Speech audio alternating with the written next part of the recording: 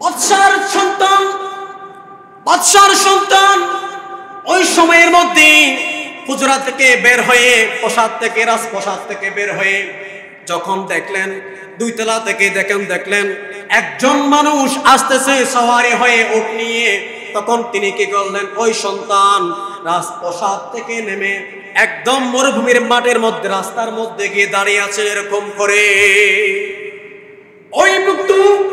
ওই ব্যক্তি ঘোড়া নিয়ে, উট নিয়ে যখন আসতেছিলেন মরুভূমির মধ্যে, উট ধুলাবালু উড়ে কিনা, ধুলাবালু উড়ে উট এত স্পিডে চলতেছে, ওই শিশু বাচ্চাকে দেখতে পারে নাই। ওই ব্যক্তি কি করলেন? উট নিয়ে চলে আসে, ওই ছোট বাচ্চাকে মেরে দিলেন।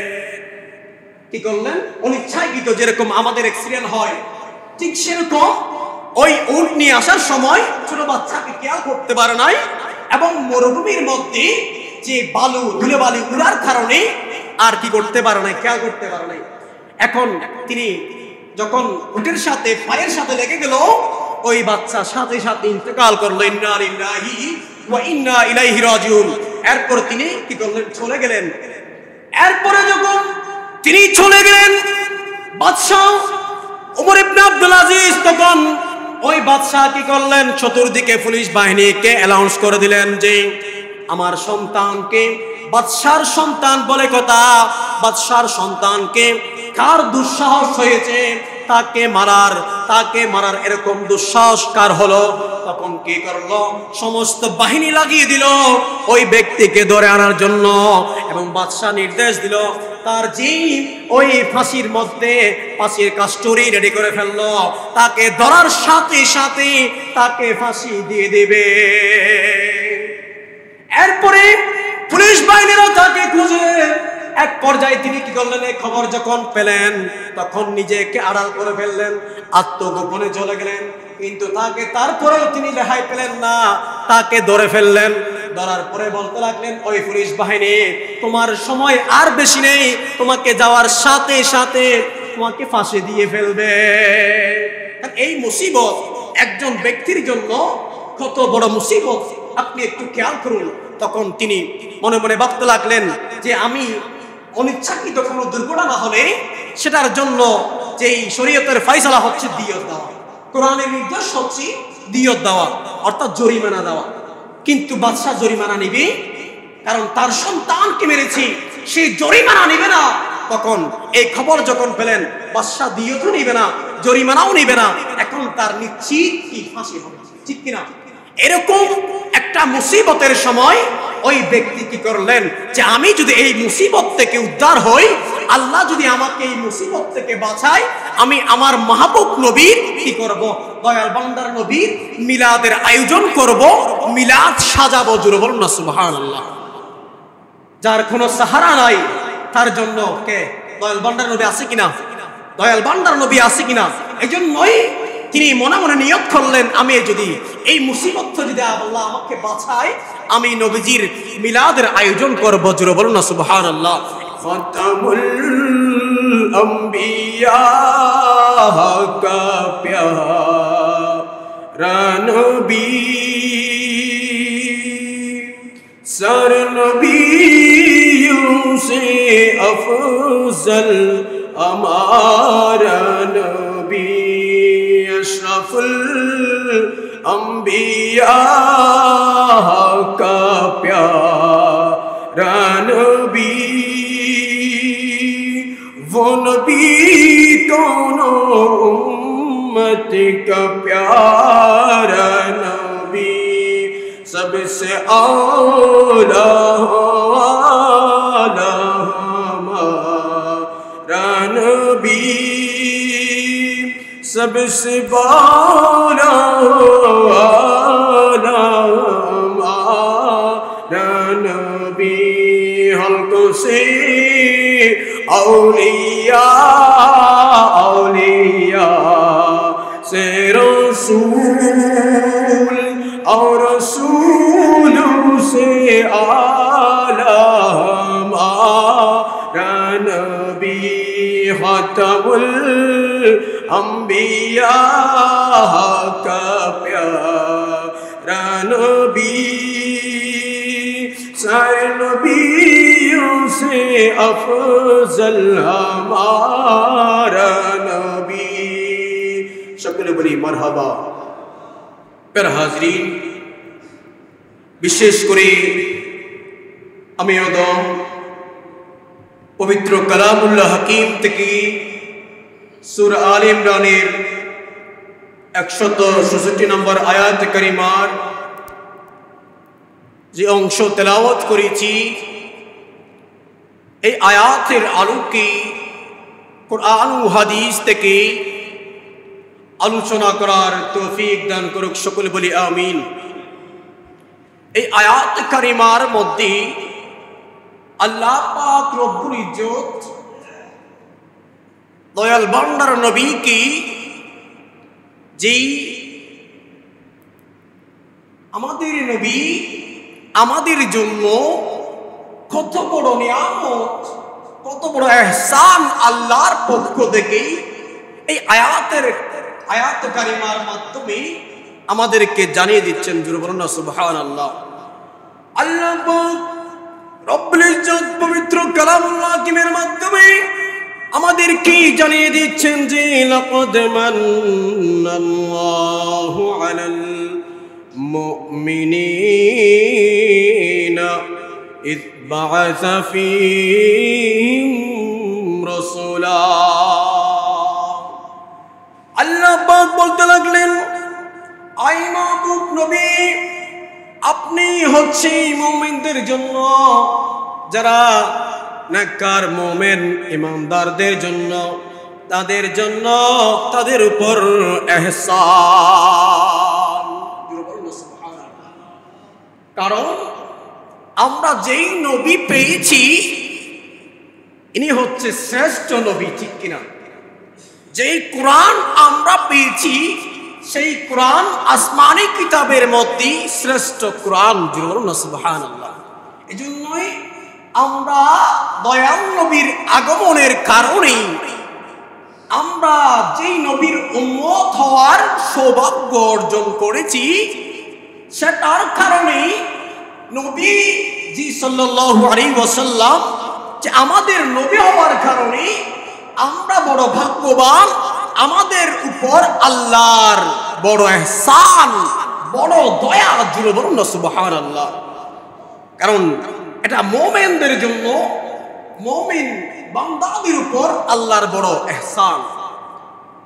কারণ বিশেষ করে যেই নবী আমাদের মাঝে প্রেরণ করেছেন সেই নবী আমাদের জন্য বড় ইহসান, ঠিক কিনা? কারণ অন্য আয়াতের মধ্যে আল্লাহ পাক রব্বুল ইজ্জত বলতে লাগলেন, ওয়ামা আরসালনাকা ইল্লা কাফাতান লিন্নাস। বলুন না সুবহানাল্লাহ। আল্লাহ পাক রব্বুল ইজ্জত বলতে লাগলেন, আই মাহবুব নবী, আপনাকে পৃথিবীর জমিনের মধ্যে যত মানুষ আপনার জীবদ্দশায় অথবা আপনার ইন্তেকালের পরে যে সকল মুমিন নরনারী, ইহুদি, বৌদ্ধ, খ্রিস্টান সহ যত মানুষ দুনিয়ার জমিনের মধ্যে আসবেন, তাদের জন্য আপনি হচ্ছেন, তাদের জন্য প্রেরণ করা হয়েছে। রাসূল করিম রউফুর রহিম নবী সকল মানুষের জন্য, আমাদের জন্য তিনি যেরকম আল্লাহ তাআলা প্রেরণ করেছেন, বৌদ্ধ, খ্রিস্টান, হিন্দু, অন্যান্য ধর্মের মানুষের জন্য তিনি এসেছেন, ঠিক কিনা? কারণ আমরা যারা দাওয়াত গ্রহণ করেছি যে উম্মতে ইজাবা, আমরা যারা দাওয়াত গ্রহণ করেছি, মুসলমান হয়েছি, মুসলমান হওয়ার সৌভাগ্য অর্জন করেছি, আমরা বড় ভাগ্যবান। আর যারা ঈমান আনে নাই তাদের জন্য নবী, কারণ তাদের হচ্ছে উম্মতে দাওয়াত, তাদের জন্য দাওয়াতের যেই দাওয়াত, নবীজির দাওয়াত, সেটা তাদের জন্য এখনো কি রয়েছে, বিদ্যমান রয়েছে। তারা চাইলে যে কোনো মুহূর্তে একজন বিধর্মী কালমা পড়েই সে কি হতে পারবে, আমার নবীর উম্মত হিসেবে সে কি হতে পারবে? উম্মত হতে পারবে। যেন বলুন না সুবহানাল্লাহ। তাহলে এই জন্যই তারা হচ্ছে উম্মত দাওয়া, আর আমরা হচ্ছি উম্মত ইজাবা। আমরা ঈমান এনেছি, আমরা মুসলমান হওয়ার সৌভাগ্য অর্জন করেছি, সেজন্য আমরা হচ্ছে উম্মত ইজাবা। যেন বলুন না সুবহানাল্লাহ।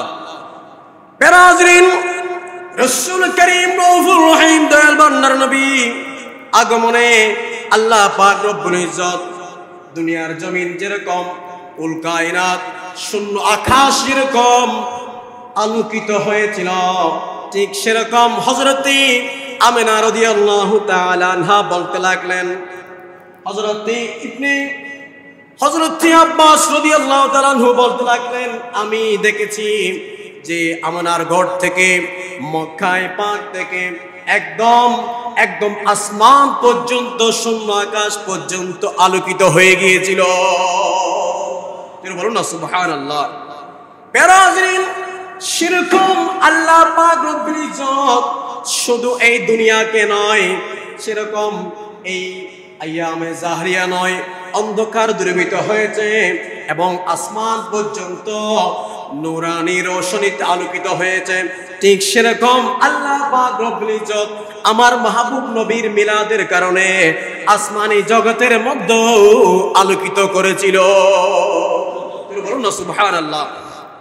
যে এই ঘটনা আল্লামা জালালউদ্দিন সুয়ুতি আল খসাইসুল কুবরার মধ্যে দুইটা খণ্ড রয়েছে, সেখানে আমার নবীর 1000 মুজিজা রয়েছে। কত? 1000 মুজিজা রয়েছে। সেখানে আমার নবীর, আমার আল্লাহ আমার নবীজিকে মেরাজে নিয়ে গেছেন জিবরাইল আমিনের মাধ্যমে। কোথায় নিয়ে গেছিলেন? মেরাজের মধ্যে। সুবহানাল্লাযী আসরা বিআবদিহি, এটা বলুন না সুবহানাল্লাহ। তা আল্লাহ পাক রব্বুল ইজ্জত দয়াল বান্দার নবীকে কোথায় নিয়ে গেলেন? আল্লাহ পাক গমন করালেন। কি করালেন? বিআবদিহি, বিশেষ বান্দাকে। বিশেষ বান্দা বলতে আমাদের নবীজিকে। বলুন না সুবহানাল্লাহ। কোথায় নিয়ে গেলেন? মেরাজের মধ্যে নিয়ে গেলেন। যখন প্রথম আসমানের মধ্যে যখন নবীজি গেলেন, জিবরাইল আমিন বলতে লাগলেন, নবীজিকে বলতে লাগলেন, ইয়া রাসূলুল্লাহ, ইয়া হাবিবাল্লাহ, এই পাথরগুলো, যে এই পাথরগুলো আপনার নবীর মিলাদের কারণে সৃষ্টি করা হয়েছে। সুবহানাল্লাহ। যে আল্লাহর ঘরের মধ্যে খানায়ে কাবার মধ্যে দুইটি পাথর পাবেন, একটা হচ্ছে ইয়াকুত পাথর, আরেকটি হচ্ছে মাকামে ইব্রাহিম। সুবহানাল্লাহ। এই পাথরের যে নবীজি বলতে লাগলেন যে এই পাথরের নূর আল্লাহ কেড়ে নিয়েছেন, কারণ ইন্নার রুকনা ওয়াল মাকামা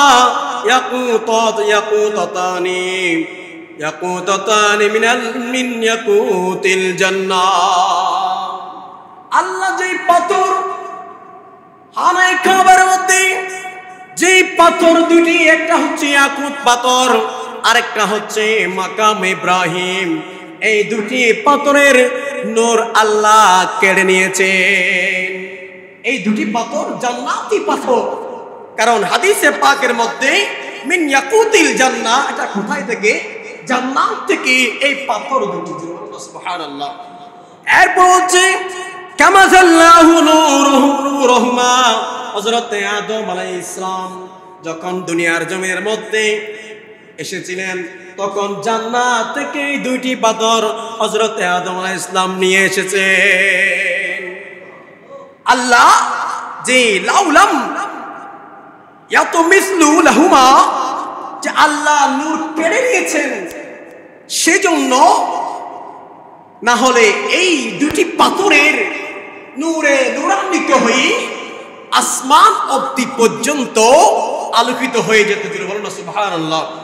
আল্লাহ পাক রব্বুল ইজ্জত যে দুটি পাথর পেড়েছেন হযরত আদম আলাইহিস সালামের মাধ্যমে, আল্লাহ নূর কেড়ে নিয়েছেন, আলো কেড়ে নিয়েছেন। সেজন্য হাদিসে পাকের মধ্যে নবীজি বয়ান দিচ্ছে, লা আদাইমা বাইনাল মাশরিকি ওয়াল মাগরিবি, মাশরিক থেকে মাগরিব পর্যন্ত এই দুইটি পাথরের নূরে নূরান্বিত হয়ে একদম শূন্য আকাশ পর্যন্ত আলোকিত হয়ে যেত। জোরে বলুন সুবহানাল্লাহ।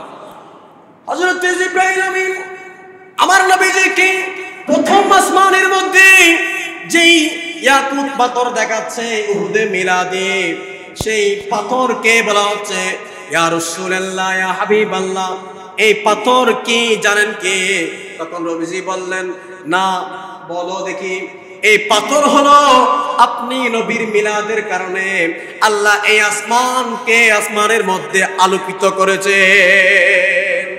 আল্লাহ আসমান সাজিয়েছেন। আল্লাহ কি করেছেন? আসমান সাজিয়েছেন কি পাথরের মাধ্যমে।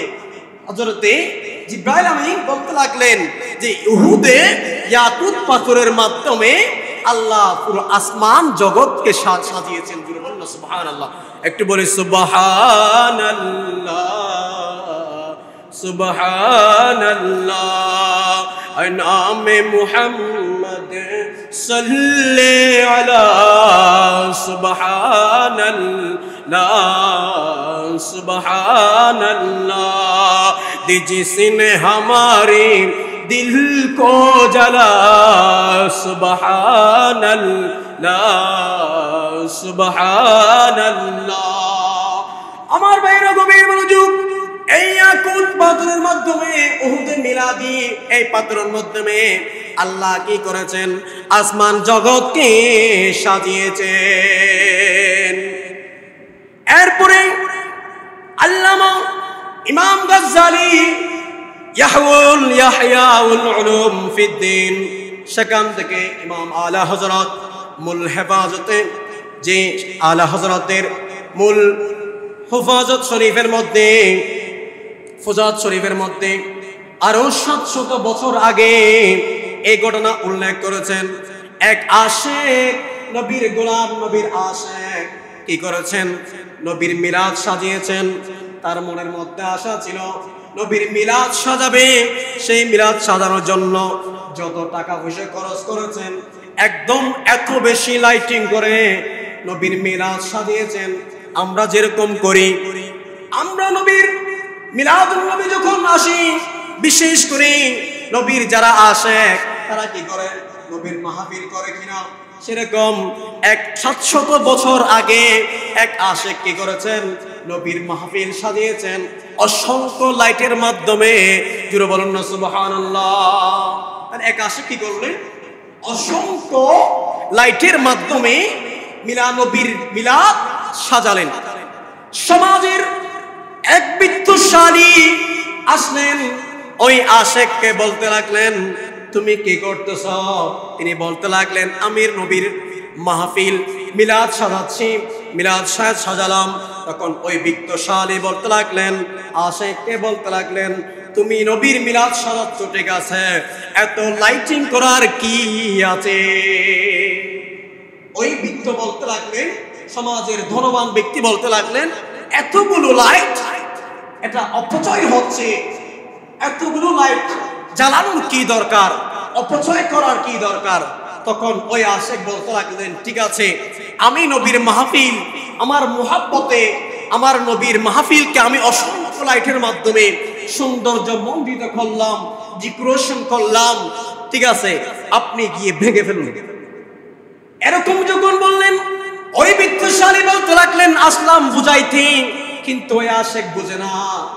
তখন ওই বিত্তশালী গরম হয়ে গেলেন, রাগান্বিত হয়ে লাঠি নিয়ে ওই নবীর মাহফিলের মধ্যে যে লাইট করা হয়েছিল, ওই সময়ের মধ্যে এখন যেরকম লাইটিং ব্যবস্থা রয়েছে, 700 বছর আগে এরকম লাইটিং ব্যবস্থা ছিল না। সেরকম লাইটিং ব্যবস্থা ওই সময়ের মধ্যে ছিল। মেন্থল ছিল, আপনার গ্যাস পাম্প ছিল, হারিকেল ছিল। আপনারা যারা যারা বিশেষ করে আমার মুরব্বী বাবারা রয়েছেন, আমরাও দেখেছি মেন্থল দিয়ে মিলাদুন নবীর আয়োজন করা হতো। এরকম ওই সময়ের মধ্যে অসংখ্য কাচের লাইট দিয়ে, মেন্থল দিয়ে মিলাদুন নবীর আয়োজন করতো বাড়ি ঘরের মধ্যে, ঠিক কিনা? ঠিক ওই সময়ের মধ্যে এখন যেরকম লাইটিং ব্যবস্থা, ওই সময়ের মধ্যে তো লাইটিং ব্যবস্থা ছিল না। লাইটিং ব্যবস্থা অ্যারেঞ্জ করাটাও একটু ডিফিকাল্ট ছিল।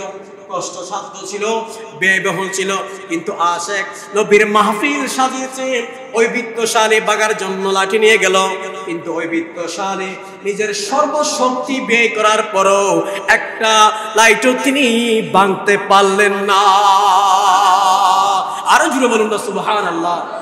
তার সর্বশক্তি প্রয়োগ করার পরেও তিনি একটা লাইটও ভাঙতে পারলেন না। পরে ওই বিত্তশালী বুঝতে পারলো যে এখানে যে মিলাদুন নবীর মধ্যে যে লাইট করা হয়েছে, ওই লাইট অপচয় নয়, এখানে প্রতিটি লাইট আল্লাহর দরবারে কবুল হয়ে গিয়েছে। জুড়ে বলুন না সুবহানাল্লাহ। কারণ হাদিসে পাকের মধ্যে এসেছে যে শরীয়তের মাসালা হচ্ছে লা খায়রা ফিল ইসরাফ আর ওয়ালা ইসরাফি ফিল খায়র। আপনার অকল্যাণ কাজের যেই ব্যয়, যেই অপচয়, সেটা হচ্ছে অপচয়। আর যেটা কল্যাণ কাজের যে ব্যয় হয় সেটা অপচয় নয়, এটা কল্যাণ। জুড়ে বলুন না সুবহানাল্লাহ। শরীয়তের মাসালা হচ্ছে যে ওয়ালা ইসরাফু ফিল খায়র। জুড়ে বলুন না সুবহানাল্লাহ।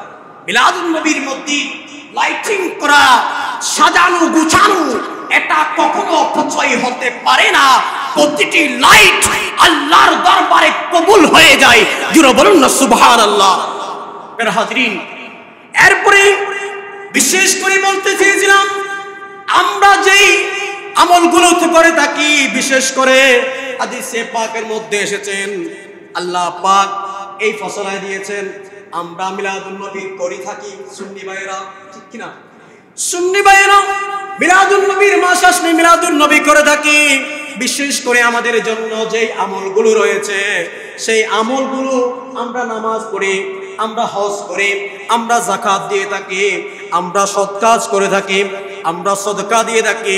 কোন আমলটা কবুল হচ্ছে সেই আমরা জানি না, ঠিক কিনা? আমরা এজন্যই যত কাজ রয়েছে সব চাইতে আল্লাহ পাক সূরা আনআমের মধ্যে, সূরা ইউনূসের মধ্যে 58 নম্বর আয়াতের মধ্যে অংশ বিশেষ বলতে লাগলেন, হুয়া খায়রুম মিম্মা ইয়াজমাউন। জুড়ে বলুন সুবহানাল্লাহ। সব কাজের চাইতে শ্রেষ্ঠ আমল হচ্ছে নবীর মাহবুব নবীর মিলাদ সাজানো। জুড়ে বলুন সুবহানাল্লাহ। কারণ আমরা নামাজ পড়ি, নামাজ পড়ার জন্য এসেছি। নবীজি বলতে লাগলেন, তোমরা নামাজ পড়বে, তোমরা যে নামাজের জন্য দাঁড়িয়েছ, মনে করবে তোমাকে কে দেখতেছে? আল্লাহ দেখতেছে। আনতা আবুদাল্লাহ কান্নাকা তারাহু। তোমরা এমন ভাবে নামাজ পড়বে যেন তোমাকে আল্লাহ দেখতেছেন। জুড়ে বলুন সুবহানাল্লাহ। আর যদি তোমার কাছে এরকম মনে না হয়, ওয়াইল্লাম তাকুন তারাহু, আর যদি তুমি আল্লাহকে দেখতে না পাও, ফাইন্নাকা ইয়ারাহু, তোমাকে দেখতেছে। জুড়ে বলুন সুবহানাল্লাহ, ঠিক কিনা? এরপরে আমার আল্লাহ বলতে লাগলেন, আমরা যেই নামাজ পড়ি, কদ আফলাহাল মুমিনুন আল্লাযীনা হুম ফি সালাতিহিম খাশিউন। মুমিনদের নামাজ হবে, যে নামাজের কারণে আমরা সফলতা অর্জন করব, সেই নামাজের মধ্যে হুশু থাকবে। যেরকম ইমাম আজম আবু হানিফা নামাজ পড়তেন, মাওলা আলী নামাজ পড়েছেন, যেরকম তীর বের করে ফেলেছেন কিন্তু তিনি খবর পেলেন না, এরকম নামাজ পড়েছেন নাম আজম আবু হানিফা। ওই সময়ের মধ্যে এরকম ছাপ ছিল না, নামাজ অবস্থায় একটা সাপ পড়েছে, সাপ থেকে সকল মুসল্লি উদাও, কিন্তু ইমাম আজম আবু হানিফা নামাজের মধ্যে ছিলেন। বলুন সুবহানাল্লাহ। এবং নামাজ শেষ করে দেখলেন একজন মুসল্লিও নেই। তাদের নামাজ আর আমাদের নামাজ কতটুকু পার্থক্য! এজন্যই আমরা যতগুলো সৎ কাজ করে থাকি, নামাজ পড়ে থাকি, যাকাত দিয়ে থাকি, যতগুলো আমরা আমাদের উপর কাজ রয়েছে, সব কিছুর চাইতে শ্রেষ্ঠ নিয়ামত হচ্ছে আমার মাহবুব নবীর মিলাদ সাজানো। বলুন না সুবহানাল্লাহ। বারাজিন, বিশেষ করে আমরা আগেও দেখেছি আমার নবীর মাহবুব নবীর মিলাদকে সাজানো, বন্ধু নবীর মুহাব্বতে অনেকে শ্রমা খাইছিল। হযরত মুসা আলাইহিস সালামের উম্মত শ্রমা খাওয়ার পরে, গুনাহগার হওয়ার পরও, পাপী হওয়ার পরও আল্লাহ তাকে সকল গুনাহ মাফ করে দিয়ে জান্নাতের মধ্যে 70টি ওরের সাথে বিয়ে দিয়ে ফেলেছিলেন। অথচ মুসা নবীর যে উম্মতটা নালার মধ্যে তাকে ফেলে দিয়েছিলেন। শুধুমাত্র নবীর নাম যেখানে দেখেছেন সেখানে মুহাম্মদ সাল্লাল্লাহু আলাইহি ওয়াসাল্লাম বলে চুমু খেয়েছেন। চুমু খাওয়ার কারণে সকল গুনাহ মাফ করে আল্লাহ তাকে জান্নাত করে দিয়েছেন। সুবহানাল্লাহ। প্যারাজরিন, যে কথা বলতে চেয়েছিলাম, বিশেষ করে আমাদের জন্য নবীর মাহবুব নবীর মিলাদ সাজানো কত বড় ইম্পর্টেন্ট, আমি একটা ঘটনা বলে শেষ করে দেব। আজ থেকে 1300 বছর আগের ঘটনা। ওই সময়ের মধ্যে বাদশাহ আব্দুল মালিক বিন মারওয়ান, যিনি আব্দুল আজিজ ইবনে মারওয়ানের ভাই ছিল, তার যেটা হযরতে ওমর ইবনে আব্দুল আজিজের চাচা, ওনার ছেলে সন্তান, ওই সময়ের মধ্যে বাদশার ছেলে ওমর ইবনে আব্দুল আজিজের জিনার চাচা, ওনার সন্তান হচ্ছে ওমর ইবনে আব্দুল আজিজের অর্থাৎ ভাতিজা হবে। এই ঘটনাটা এসেছেন বিশেষ করে যে মুসিবত করলে আমরা দেখেছি যারা বিভিন্ন মুসিবতের মধ্যে পড়ে তারা আমার মাহবুব নবীর মিলাদ সাজাবে এরকম নিয়ত করত, ঠিক কিনা? যে মানুষ যখন বড় মুসিবতের মধ্যেও যখন পতিত হয়, ওই সময়ের মধ্যেও মানুষ মুসিবত থেকেও উদ্ধার হয়। সুবহানাল্লাহ। এরকম একটা মশহুর ঘটনা, যে ঘটনাটা এসেছেন, যে এটা 61 হিজরির ঘটনা, 61 হিজরির ঘটনা। এবং বিশেষ করে যিনি ওই জামানার মুজাদ্দিদ, প্রথম মুজাদ্দিদ ছিলেন, সুবহানাল্লাহ, ওই বাদশার ছেলে একজন ব্যক্তি অনেক দূর থেকে মরুভূমির মধ্যে উটের উপর সওয়ারি হয়ে আসছিলেন। বাদশার সন্তান ওই সময়ের মধ্যে হুজরা থেকে বের হয়ে, রাজপ্রাসাদ থেকে বের হয়ে যখন দেখলেন, 2 তলা থেকে দেখলেন একজন মানুষ আসতেছে সওয়ারি হয়ে উট নিয়ে, তখন তিনি কি করলেন, ওই সন্তান রাজপ্রাসাদ থেকে নেমে একদম মরুভূমির মাঠের মধ্যে রাস্তার মধ্যে গিয়ে দাঁড়িয়ে আছে এরকম করে। ওই ব্যক্তি ঘোড়া নিয়ে উট নিয়ে যখন আসতেছিলেন মরুভূমির মধ্যে, ধুলাবালু উড়ে উট এত স্পিডে চলতেছে, ওই শিশু বাচ্চাকে দেখতে পারে নাই। ওই ব্যক্তি কি করলেন, উট নিয়ে চলে আসে ওই ছোট বাচ্চাকে মেরে দিলেন। কি করলেন? অনিচ্ছাকৃত, যেরকম আমাদের অ্যাক্সিডেন্ট হয় ঠিক সেরকম ওই উট নিয়ে আসার সময় ছোট বাচ্চাকে খেয়াল করতে পারে নাই, এবং মরুভূমির মধ্যে যে ধুলোবালি উড়ার কারণে আর কি করতে পারে নাই, খেয়াল করতে পারে নাই। এখন তিনি যখন উটের সাথে পায়ের সাথে লেগে গেল, ওই বাচ্চা সাথে সাথে ইন্তেকাল করলো। ইন্না লিল্লাহি ওয়া ইন্না ইলাইহি রাজিউন। এরপর তিনি কি করলেন, চলে গেলেন। এরপরে যখন তিনি চলে গেলেন, বাদশা ওমর ইবনে আব্দুল আজিজ তখন ওই বাদশা কি করলেন, চতুর্দিকে পুলিশ বাহিনীকে অ্যানাউন্স করে দিলেন যে আমার সন্তানকে, বাদশার সন্তান বলে কথা, বাদশার সন্তানকে কার দুঃসাহস হয়েছে তাকে মারার এরকম দুঃসাহস কার হলো? তখন কি করলো, সমস্ত বাহিনী লাগিয়ে দিল ওই ব্যক্তিকে ধরে আনার জন্য, এবং বাদশা নির্দেশ দিল তার জিন ওই ফাঁসির মধ্যে ফাঁসির কাস্টরি রেডি করে ফেললো, তাকে ধরার সাথে সাথে তাকে ফাঁসি দিয়ে দেবে। এরপরে পুলিশ বাহিনীরা তাকে খুঁজে এক পর্যায়ে তিনি কি করলেন, এই খবর যখন পেলেন তখন নিজেকে আড়াল করে ফেললেন, আত্মগোপনে চলে গেলেন। কিন্তু তারপরেও তিনি রেহাই পেলেন না, তাকে ধরে ফেললেন। ধরার পরে বলতে লাগলেন, ওই পুলিশ বাহিনী তোমার সময় আর বেশি নেই, তোমাকে যাওয়ার সাথে সাথে তোমাকে ফাঁসি দিয়ে ফেলবে। এই মুসিবত একজন ব্যক্তির জন্য কত বড় মুসিবত, আপনি একটু খেয়াল করুন। তখন তিনি মনে মনে ভাবতে লাগলেন যে আমি অনিচ্ছাকৃত কোনো দুর্ঘটনা হলে সেটার জন্য যেই শরীয়তের ফয়সালা হচ্ছে দিয়ত দেওয়া, কোরআনের নির্দেশ হচ্ছে দিয়ত দেওয়া, অর্থাৎ জরিমানা দেওয়া। কিন্তু বাদশা জরিমানা নিবে, কারণ তার সন্তানকে মেরেছি, সে জরিমানা নিবে না। তখন এই খবর যখন পেলেন, বাদশা দিয়তও নিবে না, জরিমানাও নিবে না, এখন তার নিশ্চিত কি ফাঁসি হবে, ঠিক কিনা? এরকম একটা মুসিবতের সময় ওই ব্যক্তি কি করলেন যে আমি যদি এই মুসিবত থেকে উদ্ধার হই, আল্লাহ যদি আমাকে এই মুসিবত থেকে বাঁচায়, আমি আমার মাহবুব নবীর কি করব, দয়াল বান্দার নবীর মিলাদের আয়োজন করব, মিলাদ সাজাবো। জোরে বলুন না সুবহানাল্লাহ। যার কোনো সাহারা নাই তার জন্য কে? দয়াল বান্দার নবী আছে কিনা? দয়াল বান্দার নবী আছে কিনা? এই জন্যই তিনি মনে মনে নিয়ত করলেন, আমি যদি এই মুসিবত যদি আল্লাহ আমাকে বাঁচায়, আমি নবীজির মিলাদের আয়োজন করব। জোরে বলুন না সুবহানাল্লাহ। এরকম যখন মানত করলেন তখন ওই বাদশার কাছে গেলেন। বাদশার কাছে যাওয়ার পরে চেহারা মোবারক দেখার পরে ওই ব্যক্তিকে দেখার আগ পর্যন্ত সিদ্ধান্ত ছিল তাকে কি করবে, ফাঁসি দিবে। কিন্তু দেখার সাথে সাথে দয়াল বান্দার নবী যেরকম রহমতওয়ালা, যেরকম ওই ব্যক্তির চেহারার মধ্যে, চেহারায় আনোয়ারের মধ্যে রহমত ঢুকিয়ে দিলেন। চিৎকার মেরে বলি সুবহানাল্লাহ। ওই ব্যক্তিকে দেখার সাথে সাথে ওই বাদশাহ সাথে সাথে গলে গেলেন। তখন বলতে লাগলেন, তুমি বড় জাদুকর। কি বললেন? তুমি বড় জাদুকর। যেই তোমার দেখার আগ পর্যন্ত সিদ্ধান্ত ছিল তোমাকে ফাঁসি দিব, তুমি এমন কি জাদু আছে তোমার, বলো যে আমার সিদ্ধান্ত পরিবর্তন হয়ে গিয়েছে। তখন ওই ব্যক্তি বলতে লাগলেন, ওই মজলুম বলতে লাগলেন যে আমি খবর পেয়েছি কোনটা ঠিক আছে আমি করেছি, কিন্তু আমি তো সেটা অনিচ্ছাকৃত হয়েছে। কিন্তু কোরআনের ফয়সালা হচ্ছে অনিচ্ছাকৃত কেউ যদি খুন করে ফেলে, এরকম যদি হয়ে যায়, সেটার জন্য দিয়ত হয়েছে। আপনি তো দিয়ত গ্রহণ করবেন না, কিন্তু আমার ফাঁসি তো নিশ্চিত, ঠিক কিনা?